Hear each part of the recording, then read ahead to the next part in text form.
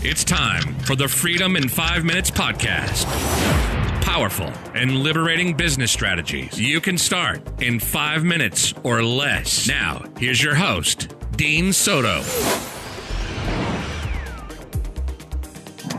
Hey, this is Dean Soto, founder of freedomin5minutes.com and prosulam.com. And we're here again with another Freedom in 5 Minutes podcast episode. Today's topic is this: accepting people where they were so you can be more powerful. That and more coming up. Did I say where they were? Where they are. Accepting people where they are. So the person doing the blog post right now, please put are. Accepting people where they are. So this is the first time I'm doing I think it's the first time I'm doing a video podcast with my new FaceCam, my Elgato FaceCam, which it's pretty detailed. You can see all the blemishes on my face. I'm so nervous, as you can tell, right? I also got some lighting, I got a whole bunch of different things, trying them out. I'm going to be doing a ton more content, so it's going to be fantastic over the next few days, weeks, months, years, centuries, however long God wants me to do this for you. So recently we had as of right now, he's still in hospice, but probably as you're listening to this, we recently had a death in the family. And this is somebody who's really near and dear to us, and mid to late 90s, age-wise, and has lived an amazing life. But death is never easy, right? And we all go through death in a different way. We all handle death in a different way, right? And so prior to this moment, and we'll get right back to this particular topic, prior to this moment, my wife and I used to fight and argue all of the time because I would do things in situations like this that she did not like. We would go to family events, and she's very extroverted. She loves being around other people. Other people give her energy. She loves talking. She loves doing all that other stuff. And while it might seem like I'm somewhat extroverted, especially because I'm pretty decent on camera, this is only because this was a discipline that I learned, okay? I am naturally an introvert. People generally suck the energy out of me. And it's very, very, very hard for me to be around a lot of people for a long time. And so what would happen is we'd be at these family events. Family get-togethers and so on. And I'd be talking, chilling with people. And then I would kind of skedaddle into the other room. And I could either take a nap, or I'd just be on the computer, or I'd just kind of be alone by myself, because the overwhelming... it's not like I went into the party and then was like, hey, how's it going? All right. And then snuck out. No, I'd be at the party talking with people for a few hours, enjoying them, spending time with them, and, really doing what is normal, right? But then it would just get to the point where I couldn't really take it anymore. So I had to move, whether it was outside or in a computer room or someplace, right? I had to figure out a way where I wasn't going to be there and just getting the energy sucked out of me all of the time. It's not what I like. And so my wife would see this, and she'd be like, she'd basically start, I notice I say like and basically a lot. This is why you watch your videos after this. If you ever do any type of content, you catch yourself, you watch yourself, and you go, man, I'm saying like a lot. I'm saying a lot. I'm saying this. And what happens over time, you won't do it anymore. Pretty cool. So what happened is my wife would get someone saying, hey, where's Dean? And then she'd go and try and find me, and then she'd be like, what are you doing? And I just said I need to get away, and it would cause over time, it caused arguments over and over and over and over and over again, almost for over a decade. And there was stuff that she did that I didn't like either. There's stuff where I'm like, what are you thinking? Really? I do not want to go do that. Why are you always obligating us to go to these parties? Why are you obligating us to go and do these things? Because it is sucking the life out of me. It's been 5 days straight of get-togethers and events and stuff like that. I couldn't handle it. It was too much for me, right? And so then I would get upset at her, and I'd say some snarky comment or whatever. Well, eventually we learned that we're different people. that she has her strengths, I have my strengths. She has her needs, I have my needs. She has her desires, I have my desires, etc., etc. Right? And every time I would try to force her to be like me, force her to do the things that I wanted to do, it would lead to conflict. And every time she would try and force me to do something that she wanted to do, it would lead to conflict. Right? So it was through various things. We went to marriage counseling, all this other stuff. And eventually we learned how to do conflict resolution. But one of the things that led up to what I'm about this person who is passing away or might have passed away by the time you've listened to this, is that after we had done a little bit more of the learning how to do conflict resolution, learning more of how to work with each other and so on,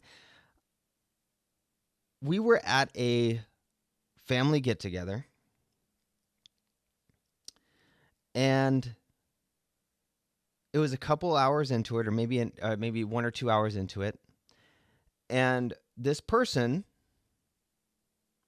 who is her grandfather, whom she admires a lot, and I admire a lot, who has had a profound impact on the both of us, like huge impact.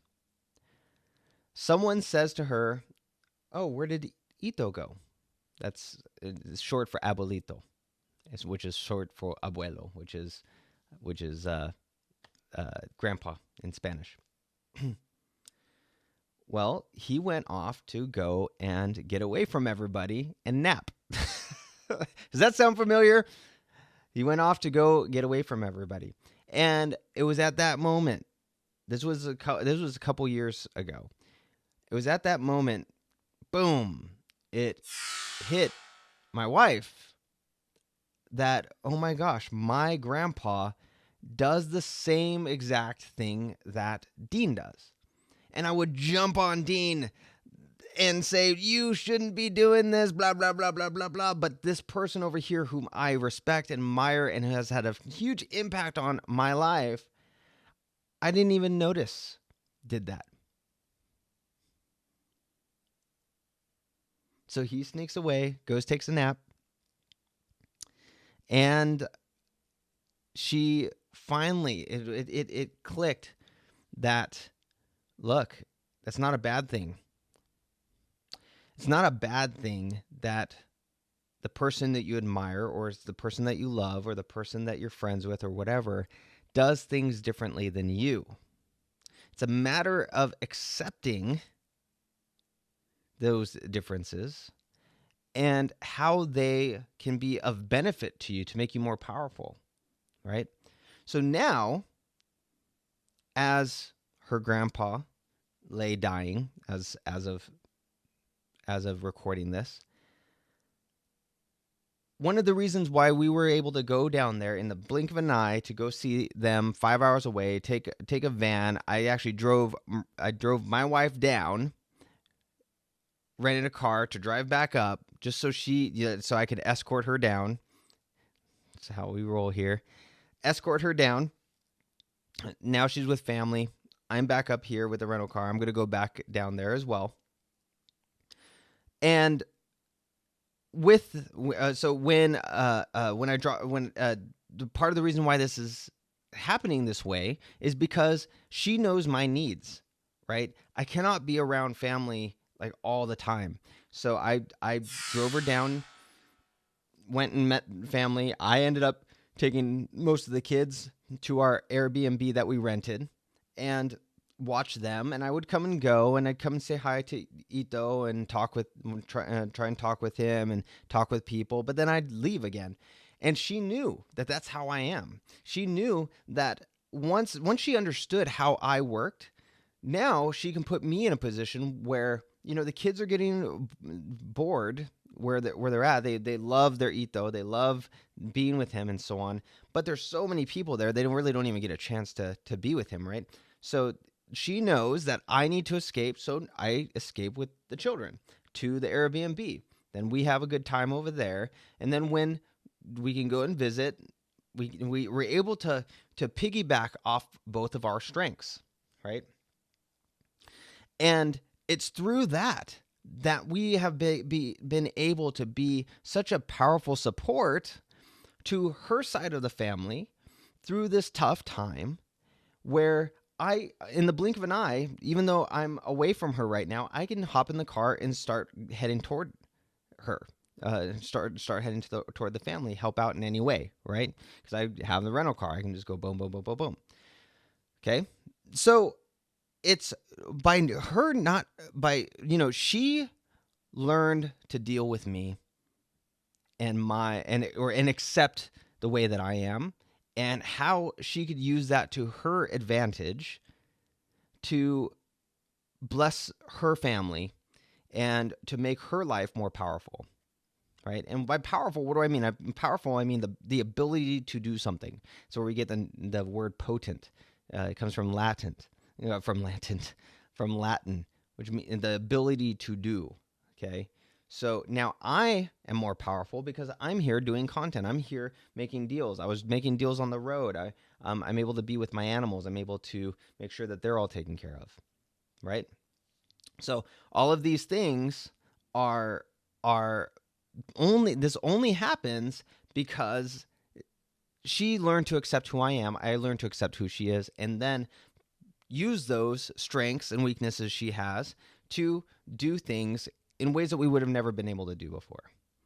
And so why is this important? It's important because you have people in your life or in your business organization that you want them to be a certain way. And I have people that I want them to be a certain way.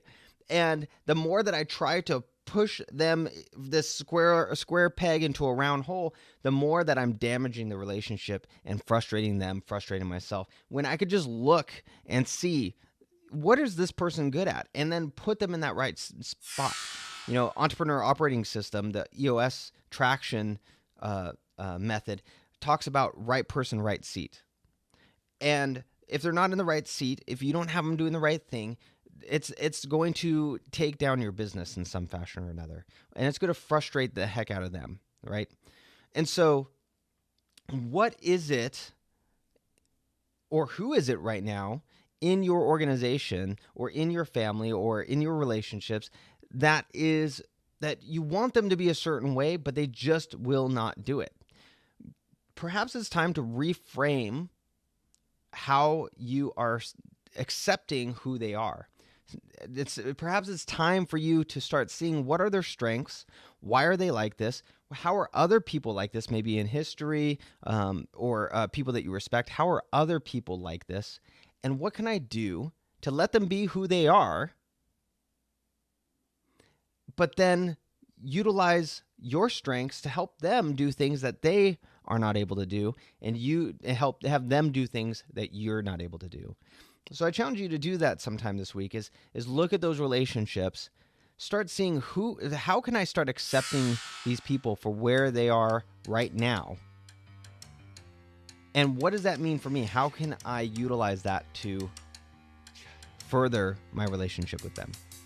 All right, this is Dean Soto, Freedom in 5 Minutes. Go check out freedomin5minutes.com. Go check out prosulum.com. And I will see you in the next Freedom in 5 Minutes podcast episode.